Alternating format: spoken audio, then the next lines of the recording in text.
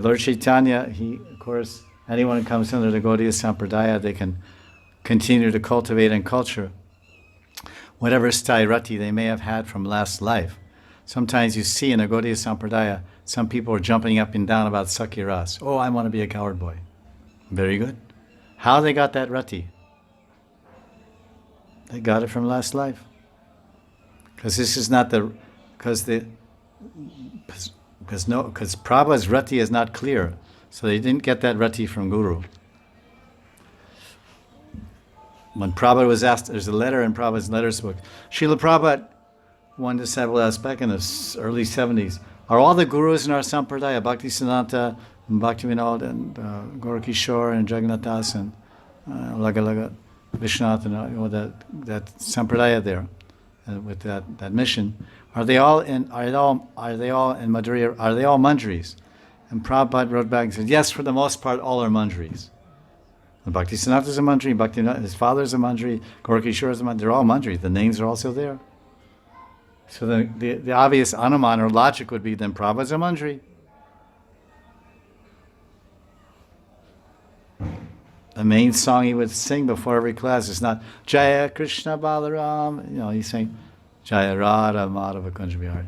And when he went around and installed his first deities, he didn't install Krishna Balaram. First deities Prabhupada installed were deities in his heart. They're called Radha Govinda. And his father bought deities and he called them Radha Govinda. First deities he worshipped when he was big enough to crawl out of the house. He went to the Radha Govinda Mandira of this Baniya named Mulik. It's in Lilamrita. And every day as a little kid he looked at Radha Govinda. Then when he established a temple in Calcutta, he named the deities Radha Govinda.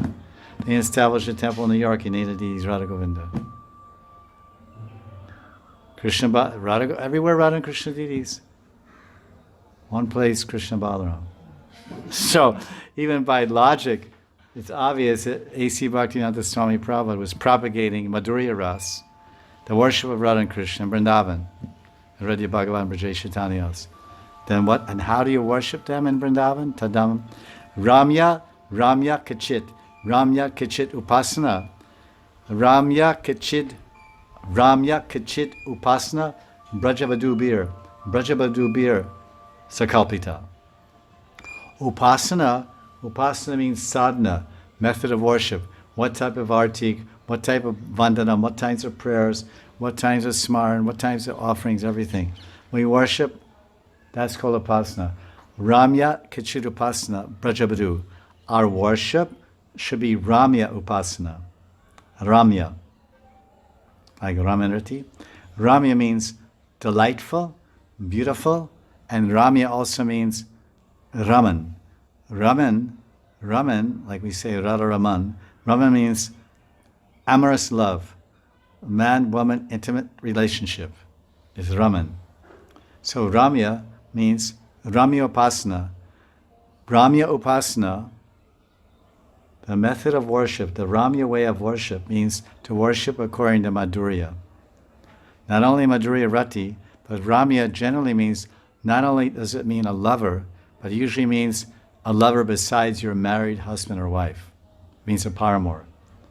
So our method of worship, Ramya Upasana, means worshipping Brajendra Nandan Sri Krishna in Vrindavan like a lover. What's the example? Ramya Kachit Upasana Brajavadu Bir. Brajavadu. Vadu means young. Vadu means young, newly married girls of Vrindavan, of Braj. This is Gaudiya Sampradaya, this is Gaudiya Sadhana, and this is the Gaudiya Siddhanta and the Sadhya. Verse is right there in Prabhupada's book. This is, once I gave to my students, I said, this is the essence of Krishna consciousness. Remember? I said, you must memorize this verse. If nothing else, at least this one.